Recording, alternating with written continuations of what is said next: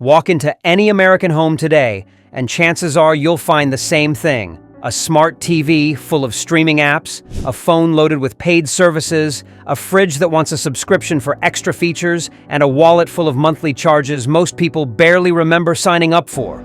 For years, this felt normal. It felt convenient. It felt like the future. But now, for the first time in over a decade, something has changed. Americans are starting to push back. Quietly at first, and now loudly, subscription fatigue has turned into a national backlash. Subscriptions were once the easiest business model in the world. A company didn't just sell a product, it sold a recurring relationship. Investors loved the predictability. Businesses loved the constant revenue. And customers? They enjoyed the convenience. They enjoyed the set-it-and-forget-it simplicity. And for a while that worked. But the US subscription economy grew so fast, so aggressively, and across so many industries that it eventually crossed a line. There are streaming subscriptions, fitness subscriptions, grocery delivery subscriptions, software subscriptions, car feature subscriptions, appliance subscriptions, food box subscriptions, cloud storage subscriptions, even razor and detergent subscriptions. And then people looked at their bank accounts. That's where the backlash began. Americans realized that monthly fees weren't small anymore. They weren't occasional. They weren't harmless. They had become a constant drip of money leaving their wallets every single month. One survey recently showed that many people underestimate how much they spend on subscriptions by nearly half. Not because they're careless, but because recurring fees are designed to be invisible. They hide in automatic payments. They renew silently. They're easy to miss, until the total becomes impossible to ignore. Over the last 2 years, price increases pushed people even further. Streaming services raised their monthly rates again and again. Music platforms added new tiers. Fitness apps removed features unless customers paid more. Even cloud services quietly raised storage fees. What used to be a cheap, simple subscription suddenly felt like a never-ending bill. And for many Americans, it started feeling less like convenience and more like being squeezed. And now, something businesses didn't expect is happening. Americans who once embraced subscriptions with enthusiasm are canceling them at some of the fastest rates ever recorded. You can see the backlash everywhere. People are unsubscribing from streaming platforms and choosing just one or two they actually use. They're deleting underused apps. They're moving back to basic versions of software instead of premium ones. They're cutting meal kits and trimming content services. Even businesses are doing the same. Companies that once paid for dozens of software tools are reducing their subscriptions to only what's essential.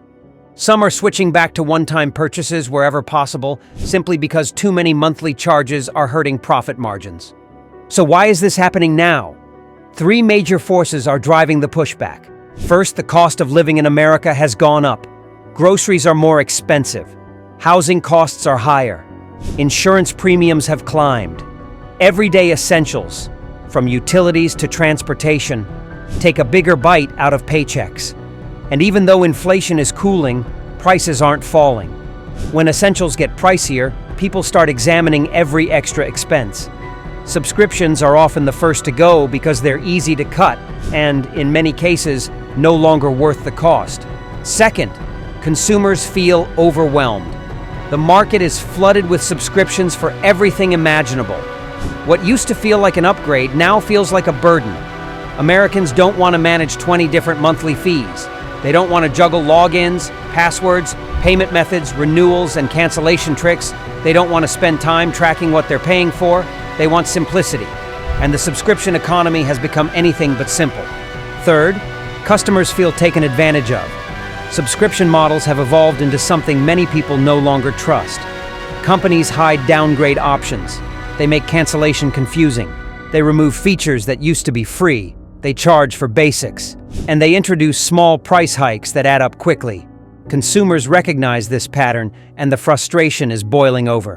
What was once a customer-friendly model has slowly turned into something that feels more like a trap. But here's the twist. Businesses are feeling the impact too. The subscription backlash is hitting multiple industries at once. Streaming platforms are losing subscribers faster than they expected. Software companies are reporting higher churn. Gyms and fitness apps are seeing customers return to cheaper, simpler options. Even hardware companies that experimented with subscription features, like car seat heaters or appliance add-ons, are quietly stepping away after strong customer complaints. This shift is forcing companies to rethink their strategy. Some are bringing back one-time purchase options. Others are simplifying pricing. A few are bundling services together to lower overall costs. A growing number are redesigning their models entirely, focusing on offering something worth paying for rather than locking customers into monthly fees. Businesses are realizing that loyalty doesn't come from trapping people. It comes from giving them real value. The backlash is also creating a new kind of customer behavior across America. Instead of passively paying for everything, people are becoming selective. They're choosing subscriptions that save them time, improve their lives, or truly enhance convenience. And they're dropping everything else. This selective mindset is reshaping entire industries. Companies that relied on high-volume signups are now forced to provide genuine, ongoing value or risk losing their customers. This is why the subscription backlash isn't a temporary trend. It's a long-term shift in consumer mindset. People want control. They want clarity. They want fairness. They want to pay for what they use, not everything at once. And they want companies to respect their time, money, and attention. Subscriptions haven't disappeared, but the days of blindly signing up for a dozen services without thinking are over. The most interesting part of this backlash is what it teaches us about the business landscape in the US. It shows the limits of a model that grew too fast. It shows that convenience has a breaking point. And it shows that even the most powerful business strategies must evolve when customers start to push back. Subscriptions aren't disappearing. They're too embedded in the economy, but they are changing. The era of easy signups, quiet price hikes, and automatic renewals is slowing down. The next phase will belong to businesses that treat subscriptions as a choice, not a trap. Companies that focus on transparency, simplicity, and real value will thrive. Those that rely on confusion and hidden fees will struggle. For Americans, the message is simple. They want value, not clutter.